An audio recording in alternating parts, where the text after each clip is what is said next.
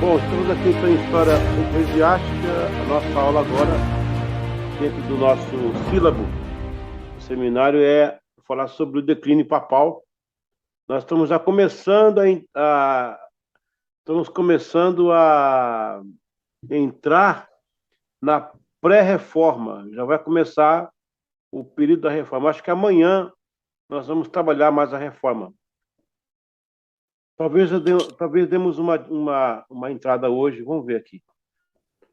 Fato é, o evento das cruzadas era uma reflexão do poderio sacrossanto do Carlos Magno no século IX. Portanto, no século IX, a Igreja Católica ela exerce um poder supremo no mundo. Basicamente, ela é a voz de Deus. Os reinos europeus foram emergidos a partir dessa crença de Deus, a igreja e tal. Quero que vocês entendam o mapa do mundo naquela época, né? Você vê, tem países que nem era formado ainda. A maioria dos países aqui leste europeu não era formado ainda. Eram tribais. Aqui onde eu moro, na Inglaterra, esse país aqui, antes de Cristo, ele foi invadido por pequenos grupos que vinham para cá. Aqui tem muitas formações de grupos. Eram chamados de celtas, mas uma coisa que eu quero que você aprenda hoje é que celta não era um povo, né?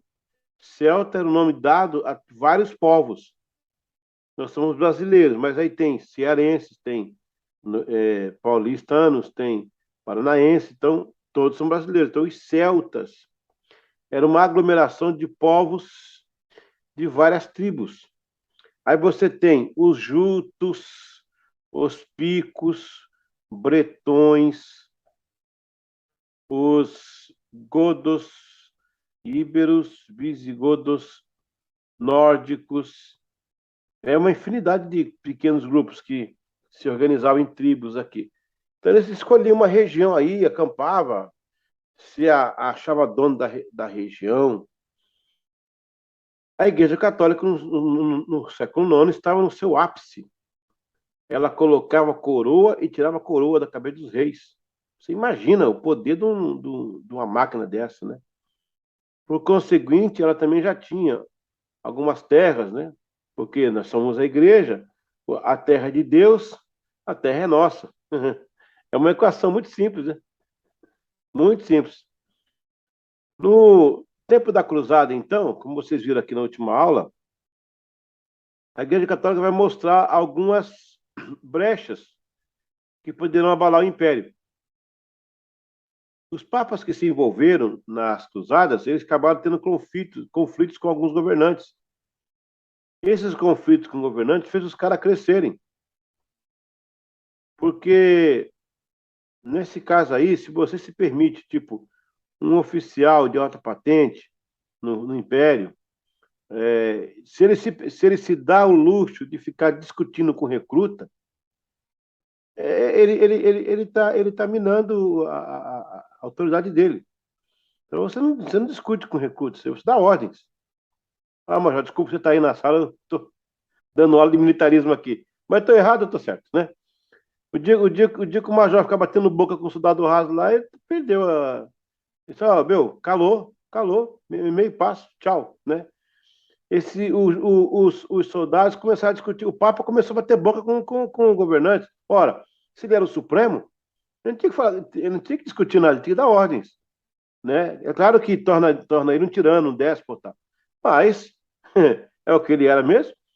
Com as cruzadas enfraquecidas, porque elas começaram, a primeira foi, não é que foi boa, foi sangrenta, foi sucesso para eles, né? Com o passar do tempo, os apoios foram se perdendo, o Papa foi ficando enfraquecido. Aí vai começar o declínio papal.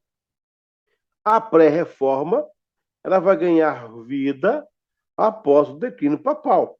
Depois da pré-reforma, teremos a reforma em si, que vem com toda a força, que a Igreja Católica não pôde segurar. Você acha que ela, se pudesse segurar, não teria segurado? Teria. Ela não podia mais. o poder já estava enfraquecido. Vamos agora estudar essa face da igreja, que é o declínio papal. Essa aula é muito especial, eu creio que poucos têm essa informação, que eu vou passar aqui para vocês, e existem poucas análises neste campo que eu queria trazer a vocês agora. Eu quero dizer algo muito ético a vocês. Quando eu estou me referindo à Igreja Católica, não é no sentido de meter o pau, falar mal, denegrir a imagem da igreja. Eu estou contando a história. A história é uma coisa que não se pode mudar. Ou você ignora ou você aceita, porque não tem como passar borracha, não tem como cortar, esticar, emendar. Se você fizer, alguém um dia descobre. Então, a história você conta, como diz São Paulo, tchau e benção, né? A história foi essa. Eu não posso negar, não estou aqui metendo pau em ninguém. Se eu começar a falar assim, essa igreja agora aqui, não, estou falando da igreja da época, o que ela fez na época. O tempo passou, se eles repensaram, refletiram alguma coisa, quiseram mudar, a situação é com eles, eu não tenho nada a ver com isso, né? Então, é só isso que eu quero falar para não ficar no ar, que eu estou trazendo só essas coisas da igreja católica aí, sendo indigesto, né, com o movimento. Porque amanhã ou depois, um católico vai assistir meu vídeo, vai se ofender, talvez queira se ofender com algumas coisas que eu tenha falado. Então, na verdade, eu não estou tecendo nenhum comentário maldoso, eu estou apenas contando a história para vocês, que é a minha função como professor aqui nesse lugar. Vamos então ao declínio do catolicismo. Está ruindo um velho mundo e nascendo uma nova perspectiva mundial. Aí eu vou encarar aqui 4 coisas: implosão papal, a pré-reforma, o descrédito popular e a cisão dos governantes. Vocês notaram que tudo que eu falo aqui tem 4 coisas sempre? 4 tópicos? O cérebro, ele acomoda mais tópicos pares, né? E quando você tem os tópicos pares, você cria uma rede de conhecimento, de aproveitamento melhor cognitivo.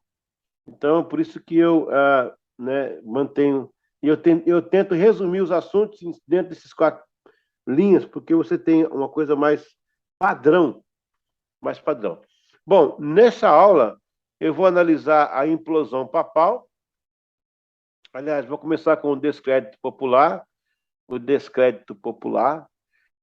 Depois vou analisar a cisão dos governantes, a implosão papal, e já vamos entrar na pré-reforma. Nossa próxima aula, depois dessa, terá que ser ou ainda pré-reforma, mas ou já é a reforma, né? Vamos então aqui descer a tela para a gente ter uma ideia melhor. Ok, o declínio papal. Aqui tem um resumo interessante. Após a soma dos eventos, supremacia católica, inquisição, cruzadas, corrupção no clero, abuso do poder, riqueza do clero, conquista de terras, impostos, etc. A Igreja Católica iniciou um profundo processo de crise de credibilidade. Isso sem contar vozes solitárias que durante séculos vinham avisando aos povos sobre a direção da igreja, como foi, por exemplo, os valdenses, as críticas por John Wycliffe, John Huss, a crise estava instaurada. Então, quando a Igreja Católica chega a partir do primeiro mil anos, né, de sua existência, ela já está uma instituição desgastada, temida, odiada. Por quê? Abuso de poder, supremacia católica, essas cruzadas matando todo mundo, essa inquisição. Você acha que não tinha parente que perdia filho, pai, mãe, e ficava revoltado com a igreja? Claro que tinha. Claro que tinha. Então, ela começa a declinar, e aí as cruzadas vai vir para ajudar esse declínio, que acaba mostrando o lado vulnerável da igreja. Vamos analisar, então, o descrédito popular. Aliás, uma sinopse de cada um aqui, ó. O descrédito popular. Com tantas mortes de parentes e amigos, em nome de Deus, com tanta pressão psicológica, o povo já não aguentava mais e ansiava por libertação. Então, o povo já andava aquele crédito. Aquele povo apaixonado, lá do tempo de Nero, morremos por ti, Roma. atendia os festivais, as festas da cidade. Esse povo praticamente está sumido, porque de lá para cá a Igreja Católica fez tantas coisas erradas que acabou incitando a população a menosprezá-la. Então já havia um descrédito popular. Eu vou analisar melhor isso mais na frente, tá? Outra coisa que culminou com o declínio papal, gente, foi a cisão dos governantes. Eles romperam com a Igreja Católica. Pelo menos dois do começo tiveram peito para fazer isso. E depois foi só uma questão de sequência, de outros fazerem a mesma coisa. Os povos e reinos, sempre subjugados por um poder papal, estavam em busca de um nacionalismo da sua bandeira, língua, costumes e vida independente. Exatamente. Os governantes já queriam a cisão porque eles não aguentavam mais ter que engolir uma bandeira do Vaticano, ter que mandar tributo para Roma, tendo terras em suas terras que pertenciam a Roma. Roma se torna uma espécie de um feudo mundial, né?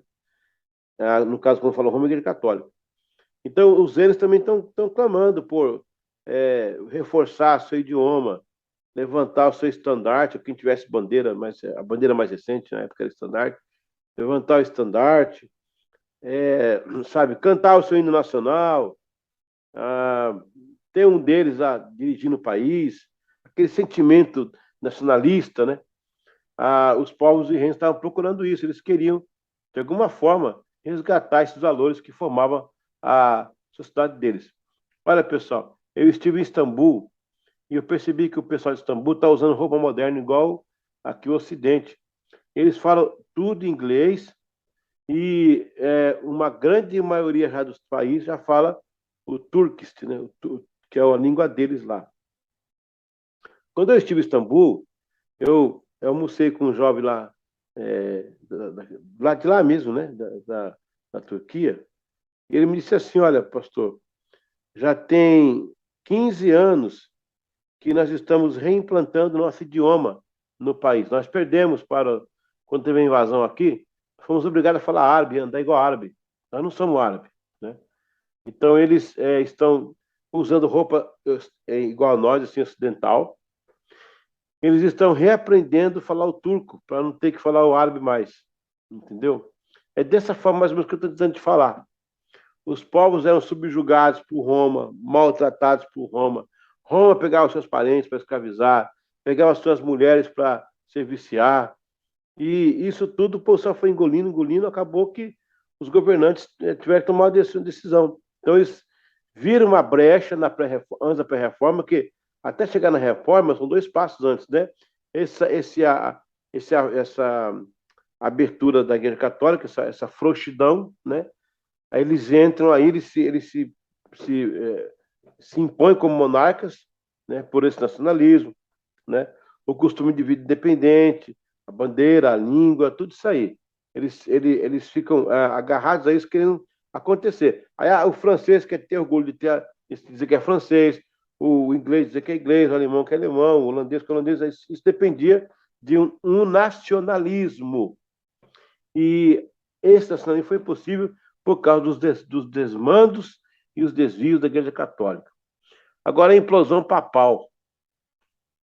A abertura para a grande ruptura se deu no período em que, por uma fraca liderança, Roma fica sob 3 papas, uma clara divisão do clero e o enfraquecimento do poder mundial. Veja bem que interessante aí. A Roma tem as suas dificuldades, daqui a pouco eu vou entrar um pouco mais nesse assunto, acaba por provocar uma cisão ao ponto de chegar a 3 papas num só momento da igreja, né?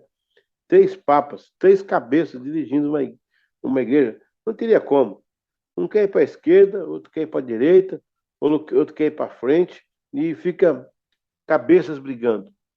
Então, na verdade, essa subdivisão que eles fizeram ao criar 3 papas, né, nos anos do 14º século da nossa era, foi enfraquecer a liderança católica, abrindo precedentes para que os protestantes nascessem, né, através de uma pré-reforma e depois da reforma em si. Aqui o número 4, a pré-reforma, né? Quarto motivo para o declínio da Igreja Católica foi a pré-reforma. As vozes da reforma formaram um coro e de agora em diante será inevitável as reformas e os anseios nacionalistas dos reinos outrora dominados. Então, ele já reconhece aí que vai ficar difícil, né, conter a voz dos pensadores, dos eruditos, dos estudantes, que vai culminar aí na reforma. Há um coral cantando, queremos reformar, não podemos ficar nessa. Tem um coral constante que está aí cantando, e quando falo coral, não é que tem um coral em si, né? Mas a forma de dizer, todo um conjunto de pessoas e situações, eles convergiam para a ideia, quando que vai ser essa libertação, né? Dessa igreja que fica no nosso pé, cobrando, atrás, matando, queimando, obrigando a fazer as coisas. Então, aí, ó, a pré-reforma vai trabalhar nesse sentido. Vamos analisar aqui o descrédito popular. Por que que o povo está... por que que o Roma está desacreditado na boca do povo? Com tantas mortes de parentes e amigos em nome de Deus, com tanta pressão psicológica, o povo já não aguentava mais e ansiava por libertação. O período de 1300 a 1500 é conhecido como o declínio da Idade Média.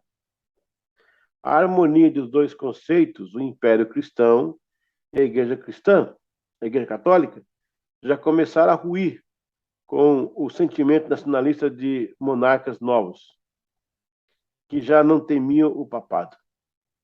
A importância dos séculos XIV e XV não está apenas no declínio do Império. Não está apenas no declínio do Império, mas na perda dramática de prestígio papal. É cedo demais para falar sobre as nações do sentido moderno do termo, no sentido moderno do termo, né, no caso, né? Já no século XIV, mas cada vez mais as pessoas estavam se acostumando à ideia de que esses pensamentos iam além da própria cidade ou religião. Era um tipo de pós-modernismo da época, né? Era um tipo meio disfarçado de pós-modernismo, né? Modernismo. E olha bem que essa época aqui vai anteceder um pouquinho a Erasmo de Roterdã. O Erasmo de Roterdã vai ser o cara para expandir essa questão do pensamento crítico. Você expor o seu pensamento crítico a respeito de algo, né? É ele que vai evidenciar esse Erasmo de Roterdã, né? É cedo demais para falar sobre nações no sentido moderno, do termo já no século XIV, mas cada vez as pessoas estavam se acostumando à ideia de que seus pensamentos iam além da sua própria cidade ou religião. Talvez o mais importante, era-lhes necessário, possível, imaginar seu Estado funcionando sem direção papal direta. Em termos modernos, podemos dizer que eles começaram a pensar em questões seculares e sagradas, em um domínio para o Estado e no domínio para a Igreja. Esta nova forma de ver o mundo aparece com mais nitidez nos acontecimentos que gravitariam em torno dos papas. A Europa estava, lamentavelmente, se afastando do seu passado feudal.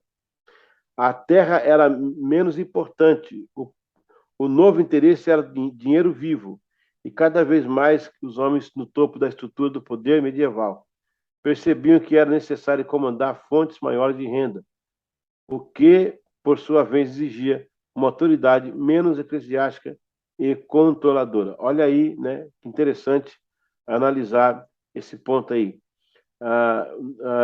O povo via, irmãos, que já não era mais necessário que a Igreja Católica tomasse conta de suas vidas em particular. O povo via que não era mais interessante a Igreja Católica interferir tanto na vida da comunidade, das pessoas, né? Decidindo quem morre e quem não morre. se queima, se põe na estaca. Era algo assim absurdo, absurdo. A população, ela vê uma brecha aí para entrar e desfazer tudo isso. Viver a vida totalmente separada do Estado. Que, por exemplo, hoje acontece, né, que é aquela tese de separação da igreja e Estado. A cisão dos governantes, né? Os povos e reinos, sempre subjugados por um poder papal, estavam em busca de um nacionalismo. Na sua bandeira, língua, costume, vida independente. O início da cisão entre a igreja e os monarcas deu-se em 1296. Você percebeu a data aí?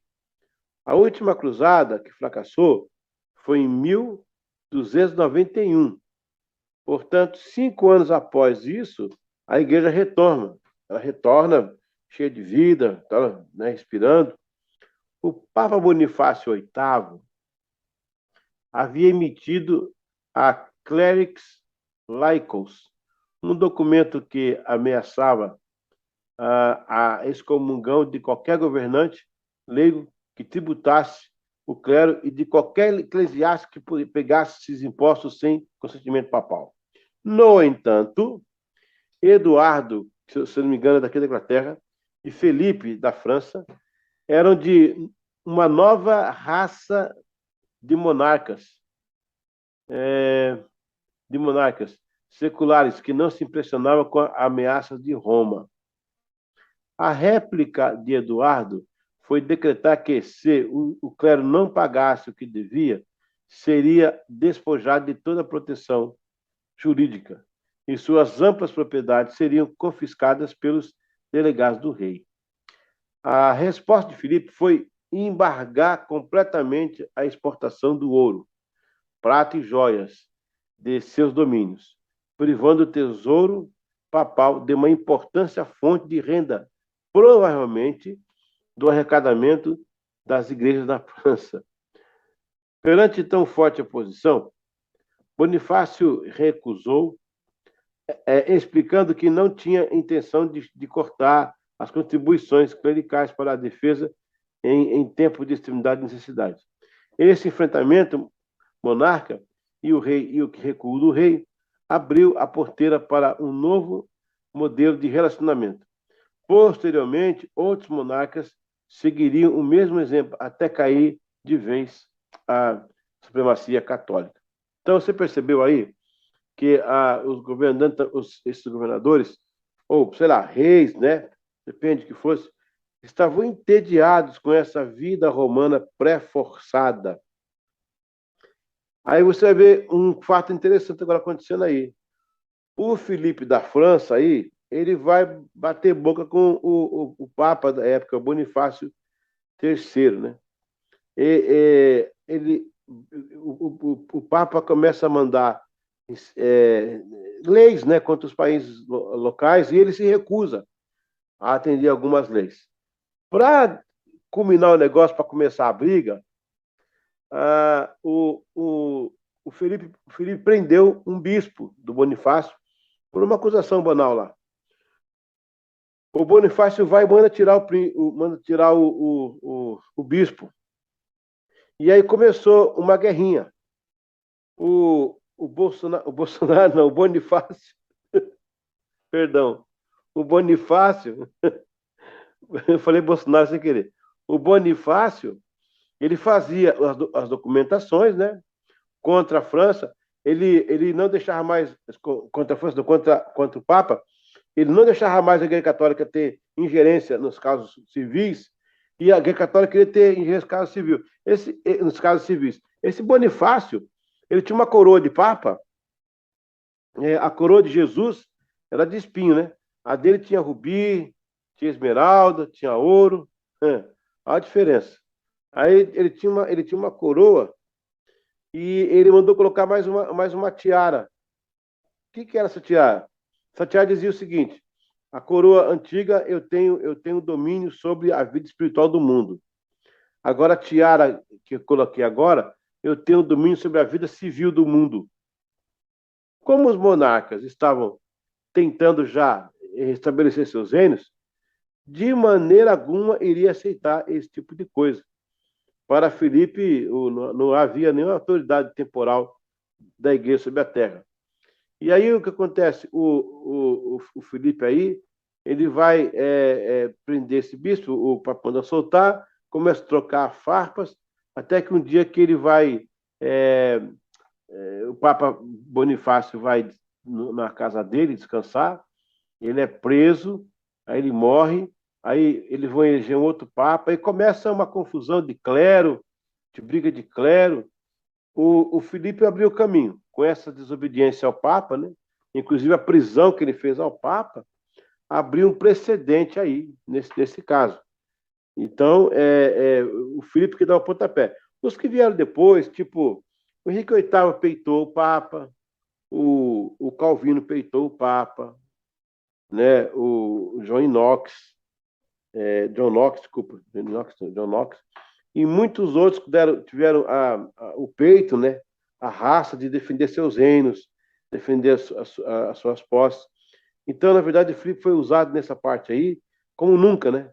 Para abrir esse caminho da cisão do papado. O papado de Roma agora começa a tremer, começa a arrefecer, começa a pender para um lado e para o outro. Agora a coisa vai ficar mais difícil aqui agora. Olha isso aqui que interessante. Agora vem a implosão papal. É aí, João Paulo, que está, nesse momento, que está implodindo, né, a liderança papal para começar a nascer já uma reforma, algo que pudesse mudar o quadro horrível e drástico que a igreja passava naquela época. Né? A abertura para a grande ruptura se deu no período em que, por uma fraca liderança, Roma ficou sob 3 papas, uma clara divisão do clero e o enfraquecimento do poder mundial. A ruína papal iniciou-se na disputa de autoridade entre Papa Bonifácio VIII. O Papa elaborou uma encíclica, que é uma comunicação escrita papal, né? A encíclica, na verdade, é um documento do pontífice, né? Endereçado explicitamente para primares, patriarcas, arcebispos, bispos, presbíteros e aos filhos e filhas da graça, da igreja. Os fiéis, isto é, toda a igreja universal em comunhão com a sé apostólica. Neste momento, nesse documento, Bonifácio se colocava também acima do poder civil de Filipe e não aceitou. E começaram, então, as controvérsias entre as duas coisas. Filipe acabou prendendo o Papa Bonifácio VIII. Esse cara é meu. Foi a primeira vez só do mundo que um cara tem tamanha ousadia, cara, de mandar prender o Papa. Olha só. Nesse documento, ele coloca assim, ok. Prendendo o Papa Bonifácio VIII, enquanto ele estava de férias.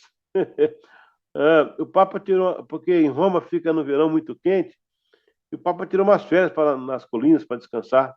O Papa está lá de cirola, dentro do quarto, os caras metem o pé na jaca, entram, vamos embora. Né? O Papa estava preso. Meu Deus do céu. Enquanto ele estava de férias em sua casa em Anani, né? Após isso, ele morreu repentinamente. Olha, esse caso foi tão esdrúxulo com o Papa, né? Que o Papa está em casa, de repente chega os soldados, prende ele, prendendo o Papa, né? Então isso aí deixou ele muito, como é que chama? Muito pesaroso, né? Ele acabou morrendo, irmãos. Ele morreu de repente por causa de sair. Qual é o significado, pessoal, do episódio de não é que é Anani, né? Anani. Qual que é a importância do episódio de Anani? Ele revela que os cristãos europeus não mais aceitavam a interferência papal naquilo que consideravam questões puramente políticas. Depois disso, Clemente V não pode confundir com Clemente VII, é outro, né?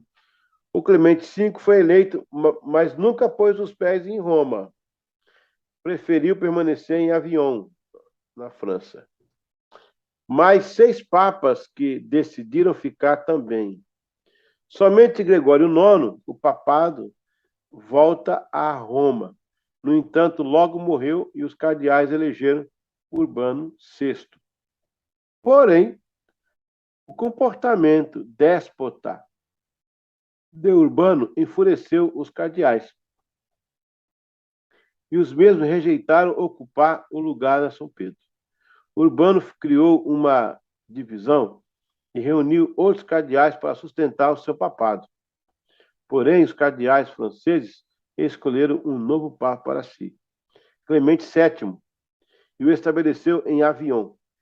Esta divisão durou 39 anos, até que foi convocado um concílio geral e decidiram depor os dois papas. Meu Deus do céu. Elegendo um terceiro papa, Alexandre V. A Igreja Católica estava enfraquecida, abrindo as portas para a reforma protestante. Olha que interessante aí. Rapaz, o cara manda prender o bispo está lá de cirola, o bispo fica turdido por causa desse negócio dele, morre do coração, sei lá que é aquilo. Aí eles elegem uns 6 papas consecutivos, ninguém mais quis voltar para Avignon. Quando eu pensava nisso aí, que eu lembrava isso aí, eu achava que o Papa foi lá, destronou não, o Papa não, o Felipe foi lá, destronou o Papa, jogou ele lá onde ele quer, e tal, e pá, e pá. Bom, basicamente foi isso. Exatamente por ter sido isso, que o Urbano teve um ataque lá e morreu, logo em seguida. Ele não estava doente, né? Segundo a história, não estava doente. Ele se viu na situação e falou: como que pode prender o Papa? Como é que pode chegar nesse ponto? Não é que você não está? O cara acabou tirando a sua vida, né? E fazer o quê? Então, Urbano também, quando ele foi eleito, né? Ele foi colocado no lugar. Não, quando ele foi eleito os cardeais, elegeram ele no lugar do Bonifácio. Isso. Aí Urbano entrou e começou a fazer muita atrocidade. Ele não reunia a cúria, ele não buscava conselho com os cardeais. Ele chegava e mandava. Ele foi considerado um déspota, um tirano, por causa disso aí. Nesse momento, aí os cardeais rejeitam ele como bispo. Ele, que não é bobo, né, pegou e conseguiu fazer o seu próprio clero. Ele reuniu os cleros que ele tinha aqui, amigo que ele podia, que obedecia às ordens dele. Ele criou o próprio clero para se perpetuar na função de papa em Roma, né? Só que os cardeais franceses não aceitaram isso. E disseram: esse cara é um déspota, um tirano, ninguém que tem um troço desse aí. Eles pegaram e fizeram um outro conselho de arcebispo, né? De bispo, sei lá, e elegeram um outro papa. Na verdade, o Gregório tentou voltar para Roma, ele morreu lá, mas o próximo que veio, o Clemente VII, ele não quis ficar em Roma, estabeleceu em Avignon. Então, agora nós temos aqui em mãos um papado em Avignon, na França, um papado em Roma, na Itália, e agora um papado lá, o Alexandre V, né? Um papado lá na Alemanha, que a sede da Igreja Católica ficou na Alemanha nessa época aí. Então você tem um papa na França, você tem um papa em Roma, você tem um papa lá, né, aí em Constança, na Alemanha. 3 papas. Aí você percebeu agora que a Igreja Católica ruiu aí. Ela né, ruiu a corda. Nesse momento ela está enfraquecida. Ela está subdividida em 3 reinos, né? Acabei de colocar aí, até o nome dos caras aí. Então ela tá enfraquecida na sua raiz. Ela não pode mais nada. E ela não tem poder para nada, está subdividida. Mas nesse interim, o John Hus é capturado. O John Hus, que ele morreu, né, queimado no dia 6, meu Deus, 6 de julho de 1400 e... Olha, deve estar aí, deve estar aí. O John Hus, quando ele morre, aliás, eu estive na casa dele, lá em Praga. Eu visitei lá a Capela de Belém que ele construiu para fazer os cultos, né? E não sei se vocês sabem, todo mundo fala que o Lutero começou a escrever na Bíblia em alemão, que o povo não tinha acesso à língua, só o latim. Pois é, na verdade isso não é novo, não. O John Hus que fez isso. O John Hus. E quando o John Hus construiu a Capela de Bethlehem, os construtores disseram: nós vamos te dar o local de presente, né, você constrói, mas queremos pedir uma coisa para ficar em estatuto, né?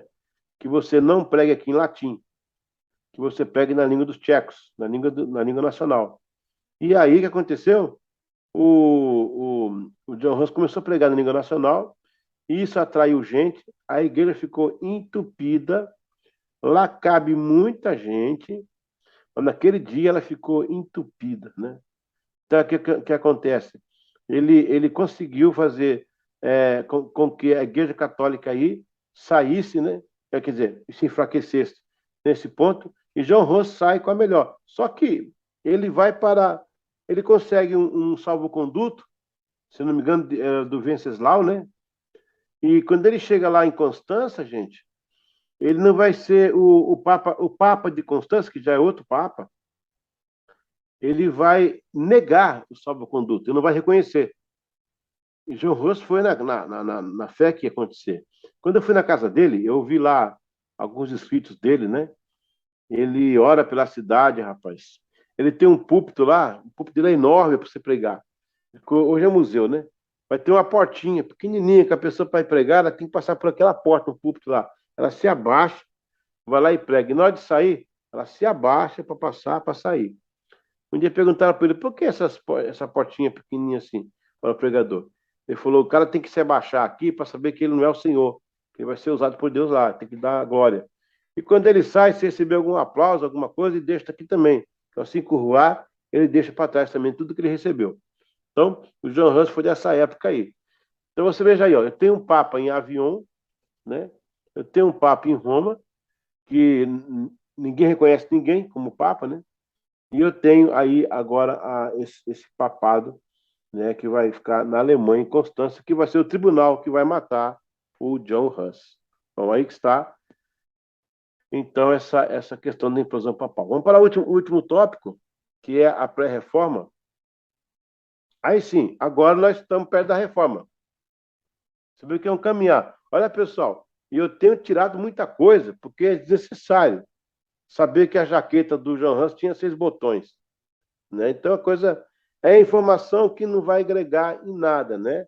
Saber que a reforma radical de Zwingli começou por causa da salsicha. Ninguém sabe, né? Mas tudo bem, é isso mesmo. Aquela reforma começou com a salsicha. Então, são informações que não vão acrescentar. Vamos agora ver o momento da transição histórica. Aqui, a Igreja Católica balançou as pernas naquela época.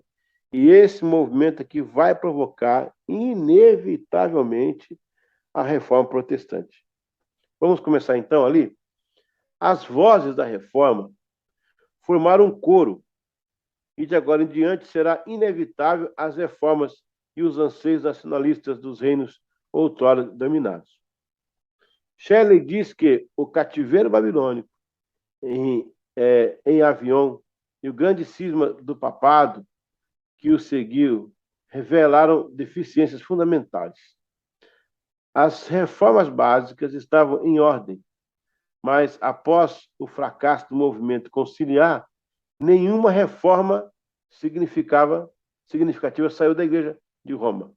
A concepção de que o papado era o canal da vontade, olha só, a concepção de que o papado era o canal da vontade de Deus foi morrendo aos poucos. Os homens acreditavam que o papado, que era o centro da sociedade cristã na Terra, era essencial não só para a vida religiosa, mas também como um meio de sancionar o governo político. Duas almas vão aparecer, gente, que são curiosos nesse período aí, né? Eles não são reformadores, mas são considerados como precursores, né? John Wycliffe, em inglês, aquele que traduziu a Bíblia, né, para o inglês erudito, não confundindo com o nome dele, o Tyndale, né? Não confundindo com o Tyndale, totalmente diferente. A Bíblia do Tyndale foi mais usada porque era mais popular. A do Wycliffe não foi usada porque era muito arcaico, né? Mas ele traduziu em inglês. E João Hus, ele traduziu a Bíblia em tcheco, ou pelo menos algumas passagens, né?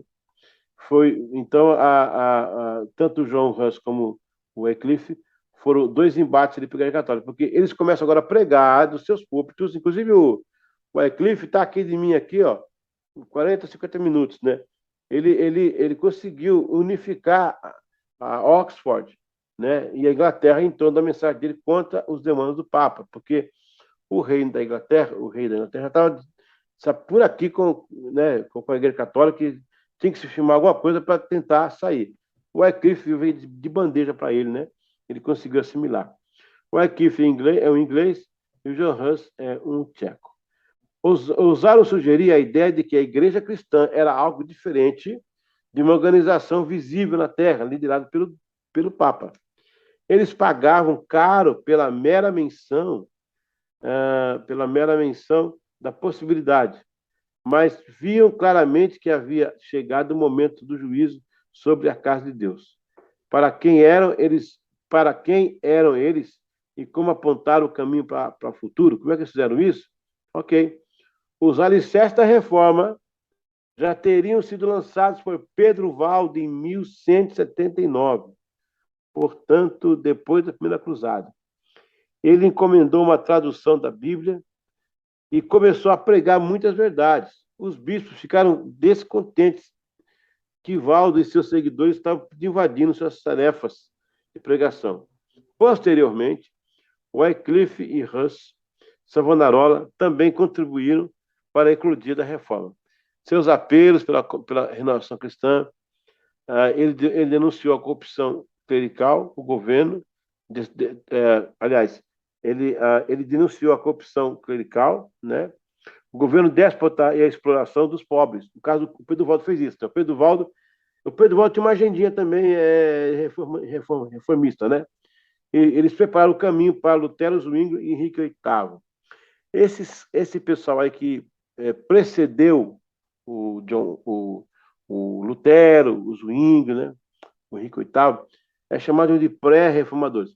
Eu já acho que são reformadores. Os caras têm um peito de falar o que eles falaram, inclusive esse Wycliffe aí, né? Ele conseguiu escapar de muitas emboscadas. O Wycliffe morreu, como eu falei na outra aula, morreu no púlpito sentado lá e levaram ele de cadeira, mas estava morto já, aqui em Rutherford. Eu já fui lá, né? Aqui perto. Mas ele viveu aqui, ó. Viveu em Oxford. O John Hus, olha que interessante, pessoal. O John Hus e o Wycliffe, eles foram apresentados por um amigo. Esse amigo, nada mais, nada menos, né, que foi o Jerônimo de Praga. Olha aí. O Jerônimo de Praga era aluno do Wycliffe. E quando o Wycliffe colocava essas questões até políticas nas suas homilias, o Jerônimo foi assimilando aquilo. Mas o Jerônimo era amigo de John Hus. Presta atenção. Olha como Deus faz aqui o negócio. Se não fosse o Jerônimo, David, não teria conhecido, nenhum dos dois teria se conhecido, né? Ou pelo menos juntado as suas teses, o Wycliffe e o John Hus. O Jerônimo foi essa ligação entre os dois, né? O Jerônimo de Praga. O Wycliffe vai lançar algumas teses contra o papado, aí a Inglaterra vai usar isso como uma coisa política, porque eles não querem mais a Igreja Católica aqui, mas como tem um religioso famoso que o pessoal segue, tem seguidores, vamos estender a mensagem dele, né? Então foi assim, o Wycliffe. Já o John Hus não teve muito o que fazer, porque ele não tinha a mesma posse do outro, né? Mas ele foi assim levado para Constância. E um fato engraçado não, um fato importante, eu estava na rua, lá na Turquia, não, na Turquia não, na República Tcheca, né, que é a antiga Tchecoslováquia, isso mesmo, Tchecoslováquia, né, isso. Eu estava andando na rua, eu parei alguém lá, assim, aleatoriamente, o cara falou, I'm Brazilian, I'm here to make some research about John Hus. Eu sou do Brasil, eu estou aqui para fazer uma pesquisa sobre John Hus. Alguém fala, John Hus? Ah, John Hus é muito querido nossa nação. Foi ele que fez a correção do nosso idioma. Ele colocou os pontinhos e fez as figuras das letras. Olha o que ela fez. E outra coisa, né? Isso eu ouvi do cara. Agora, o que eu ouvi do rapaz da rua, tão espontâneo, foi uma pena que eu não lembrei de gravar, pô. Eu tava com o celular no bolso, eu não. Depois eu fui atrás dele, não andei pela rua, não achei esse cara nunca. Quem sabe foi um anjo, né? Não sei. O que ele me falou, eu já procurei aqui nos livros, tudo, não consigo achar. Mas como ele é tcheco, ele mora lá, fora lá criado, foi criado por lá, não sei o que ele poderia trazer de novidade por morar lá, mas olha o que ele me fala, eu vou encerrar com isso aqui. Ele fala assim, quando o John Hus foi pego na casa dele para entrar na carroça, para ir para a Inquisição, John Hus ele olhou para essa estrada, ele apontou, era a Avenida Central, cheia de prédio, de casa. Ele falou: ó, na época não tinha nada disso. Na época que tudo era mato. O John Hus, ele parou a carroça, ele abriu os braços e disse: Senhor, cuida de Praga como o Senhor cuida de Jerusalém. Oração que ele fez. Ele foi para a execução, né? Morreu lá em 1417, se não me engano. Depois de 600 anos, gente, aconteceu a Segunda Guerra Mundial. E o Hitler, ele invadiu, né, vários países da Europa, a começar pela Polônia. Quando ele marchou contra Praga, Major, a neve e o tempo frio e outras coisas lá não deixaram ele entrar como ele ia fazer, como para massacrar, para fazer tudo, né? Esse tcheco falou assim: olha, Deus ouviu a oração de John Hus, a única capital na Europa que ele não teve o sucesso que teve nas outras, né? Então, eu me lembrei assim, como se Jesus tivesse dito: Senhor, abraço Jerusalém, né? E quando eu cheguei em Curitiba, eu peguei o voo, eu fui até Madrid, depois eu voei para Curitiba, São Paulo, Curitiba. Quando eu cheguei em Curitiba, que eu desci do avião, meu primeiro contato com a terra brasileira, eu saí no aeroporto, né? Todo mundo achou que eu era louco, né? Eu abri as mãos chorando, falei: Senhor, cuida de Curitiba, cuida do Brasil, como o Senhor cuidou de Jerusalém. Que eu lembrei da oração do John Hus. Aliás, eu postei agora há pouco uma oração dele, que ele fez antes de morrer na fornalha. Então tá aí, pessoal. Esses tópicos aqui mostram a pré-reforma, né? A implosão papal, a cisão dos governantes, o descrédito popular, fatores que levaram ao rompimento do catolicismo, né? Na verdade, o declínio, né? O Papa perdeu a moral. O Papa não tem mais moral para nada com esse povo aí, né? Então tá aí. Esses 4 pontos que eu acho que foi um fator primordial para a queda e o declínio do Império Romano. O descrédito popular, o povo já não cria mais, achava que podia fazer as coisas sem precisar de Deus interferir. A cisão dos governantes, porque eles queriam nacionalismo, sua bandeira, seu hino, eles queriam a supremacia fora de lá. A implosão papal, que foi essa besteira de criar 3 papas, né? Acabou enfraquecendo o movimento, e a pré-reforma desses homens de Deus, como Savonarola, o Pedro Valdo, o John Wycliffe, né? O John Hus, o Jerônimo de Praga, que foram canais de Deus para trazer até nós, né? O evangelho puro e santo que estamos vivendo nos dias de hoje. Amém? Pronto. Queria ouvir de vocês aí algum comentário, alguma pergunta ou algum comentário que acresce aí, alguma coisa que você viu que chamou a atenção. Você compartilha aqui com a classe, tá bom? Na realidade, pastor, assim, fica claro, assim, que, na realidade, foi um processo, né? Não foi uma questão de desejo de mudança, né? Não. Assim, lá, sei lá, alguém que falou assim, não, quero que seja algo diferente. Então, assim, o senhor passou muito bem o passo a passo, né, de como aconteceu e que era um movimento aí que foi, de certa forma, mostrando, como é que eu posso dizer, a falta de credibilidade, né, da Igreja Católica e insatisfação também, né? É, Do, você notou quanto tempo demorou isso aí, mais ou menos? A coisa começa. ah, a coisa começa na cruzada, lá Cinco anos depois, né? no fracasso da cruzada, Mil duzentos e 1291. noventa e seis. Isso. Já começou ali na cruzada e em 96 já estava mais forte, né? Esse sentimento de rompimento. A peça-chave aí, eu diria, o calcanhar de Aquiles aí é o Felipe, que foi ele que prendeu Sim. o bispo e ele que prendeu o Papa. Ô, João Paulo, o cara é muita cara de pau, não é não? Mandar prender o Papa, o cara é muito forte, meu, o cara desse aí. Era um monarca mesmo. Sim. Eu acho que vocês aí, não vou julgar porque eu não conheço, mas vocês olham assim a reforma e tal, a Igreja Católica, não tem essa noção aí que eu estou trazendo, né, gente? Desse processo aí, gradativo, paulatino, porque você vê que a reforma não acontece do dia para a noite. Ela vai demorar É, 200 anos. na verdade, assim, e não só isso também, né? Nós tínhamos, né? Eu tinha de maneira superficial, e eu sabia, né? Na verdade, que de certa forma a reforma aconteceu por conta de insatisfações, né? Foi um desejo de mudança também, né? Mas é alguma coisa que foi construída ao longo do tempo, né? E eu não tinha, para ser bem sincero, a noção de que levou tanto tempo assim, do início do declínio, né? Até a reforma efetiva. Aham. Ninguém presta atenção nisso, ó. A igreja começa em Jerusalém apostólica, cheia da unção, da glória, aleluia, glória a Deus. É perseguida, não se rende, é arrastada, não se rende, é dizimada, não se rende. Quarto século, o imperador se aproxima e ingessa a igreja. Aí eu tenho um período aí de política na igreja, né? O século nono ela se torna supremacia, rapaz. E esse tal do latim, que o Damásio I mandou traduzir a Bíblia para o latim, mandou todas as igrejas, as paróquias do mundo só falar em latim, o povo ficava assim olhando. A missa, olha só, Daniel, olha só, João Paulo.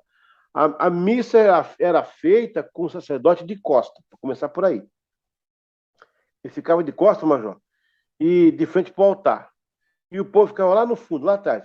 O povo não podia cantar, porque só em 1560 que, depois de Lutero também, claro, né? O povo volta a cantar em canto congregacional. Até então, não. Então, o povo só assistia um espetáculo, né? O padre de Costa, colocando os novos sacramentos, né? Não tinha o cântico, né?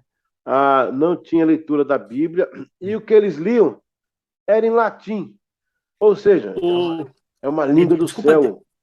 desculpa Sim. até cortar, eu tenho um diretor que ele é católico e ele frequenta uma igreja que, segundo ele, foi até, de certa forma, como é que eu posso dizer assim, negada pelo Vaticano e fica aqui em Curitiba. Na realidade, tem algumas poucas igrejas no Brasil e funciona exatamente assim.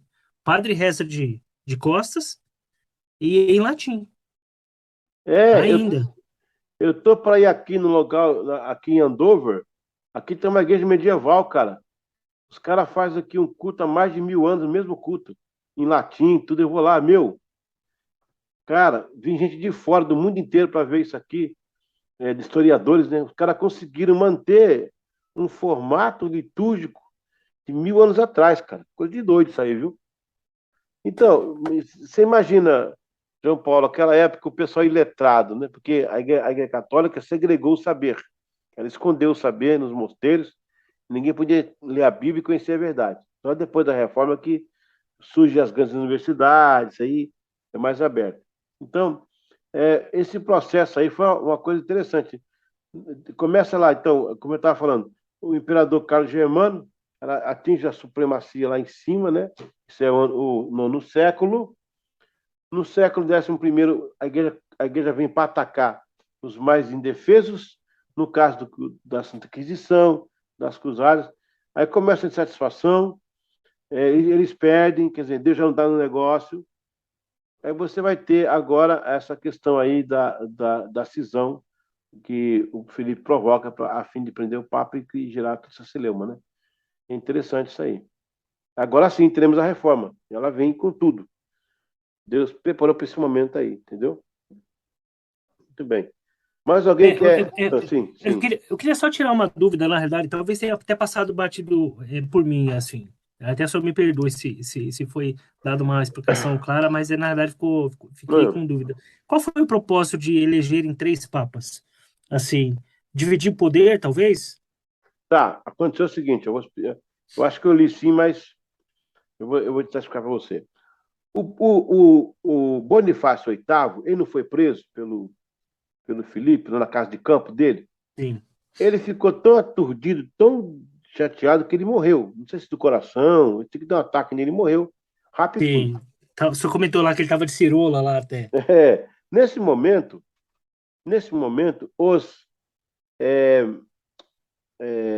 os cardeais elegem um papa, né? Que vai chamar de Clemente, acho que é 5, se eu não me engano. É o Clemente V. O Clemente V nunca pôs o pé em Roma, ele quis ficar lá para lá de avião mesmo, avião. Porque lá em Avião fizeram até um palácio do Papa lá. Ele ficou lá. E depois dele, mais 6 papas ficaram lá. Só um que quebrou essa hegemonia, que foi o Gregório IX. Ele volta para Roma, mas ele morre, ele chega em Roma, morre rapidinho. E aí, ele morrendo, os caras elegem, né, um outro papa. Só que esse papa prefere morar lá em Avião e deixa Roma para lá. Roma está vazia, o papa está em Avião. Os cardeais, na verdade, os cardeais se reúnem e querem o Papa para Roma. Ela não pode ter, não tem que ter Papa, tem que ter em Roma. Aí eles dispensam o Papa de avião, não reconhece ele e elege um romano, que vai ser o Urbano, um italiano, Urbano sexto, acho. Esse Urbano, em pouco tempo, mostrou-se um tirano, ele foi considerado um déspota. Ele é um cara brigão, ele mandava para cima, não via ninguém, virou um ditador. Aí a Cúria Romana rejeitou ele como papa. Não, não queremos esse cara aqui não. Aí elegeram um outro papa para ficar em Roma. Só que os cardeais de outros países, né, né, também, não acharam aquilo de bom senso. Alguém fez uma campanha, não sei quem foi, e conseguiu votos dos dois lados, do Papa de Avião e do Papa de Roma, para eleger um terceiro Papa, para que nem ficasse nenhum nem outro. O de Avião era um déspota, o outro não era aceito unanimemente. Vamos eleger o terceiro. Aí elegeu o Alexandre V, que foi lá para Constância, na Alemanha, porque era um reclame alemão, que tivesse um Papa alemão. E é assim que aconteceu, esses três papas aí. Aos Entendi. poucos, um morreu, o outro morreu, acabou ficando só o de Roma. Mas um de Roma já enfraquecido. Já o de Roma raquítico, já perdeu o poder ibérico, já perdeu o campo financeiro. Eles ficaram só depois, posteriormente, né, na construção da Basílica, aquilo que eles têm hoje lá. É claro, essa igreja continua forte, firme, ela tem prédios no mundo inteiro, ainda, né, que é alguns resquícios dessa época ainda. Mas foi por aí que aconteceu os três papas. E é nessa brecha, João Entendi. Paulo, nessa brecha que a reforma vê condições de falar, é agora, o negócio é agora, se não for agora, nunca vai. Foram para cima e a igreja não contestou. Ela só Estavam fez fragilizados, né? fragilizados. Se você tem aí na sua empresa um boss, desculpa, boss é um chefe, Gente. Sim. você tem um gerente aí que comanda as suas coisas, daqui a pouco você coloca outro cara, coloca três caras a fazer a mesma coisa. Cada um pensa de um jeito, no mesmo setor, você dividiu a sua empresa, acabou com a sua empresa. Foi o que aconteceu. A Igreja Católica implodiu com essa aproximação desses caras aí, aliás, com essa confusão, né? O interlaçado. Você vê, um governador deu um salvo-conduto para o John Hus, o Papa não aceitou. Olha aqui, olha onde chegou a situação, né? Não chegou. Era mais fácil o Papa fazer uma bula e o cara não aceitar, o rei, do que o rei dar o salvo-conduto e o Papa não aceitar. Então, quer dizer, o trem virou mesmo pro lado deles, né?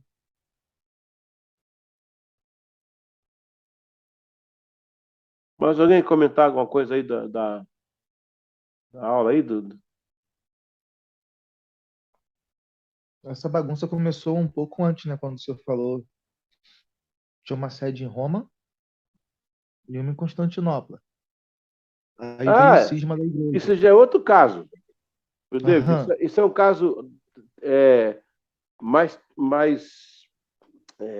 antigo, Uhum. porque já no Império Romano existia essa situação. Aí, Isso. do Império do Oriente, Roma cai primeiro no Ocidente, Isso aí. 1000 anos Isso aí. depois ela cai no Oriente com a invasão turca, dos turcos Isso otomanos. aí. É Na, um, você vê que é uma coisa que já é dividida dentro de si mesma desde o início.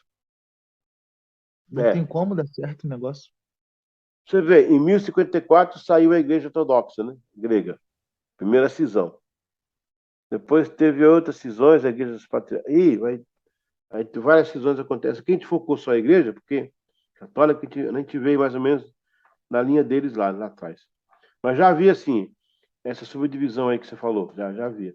Só que era o governo civil, né? Eles eram cristãos, mas era o governo civil.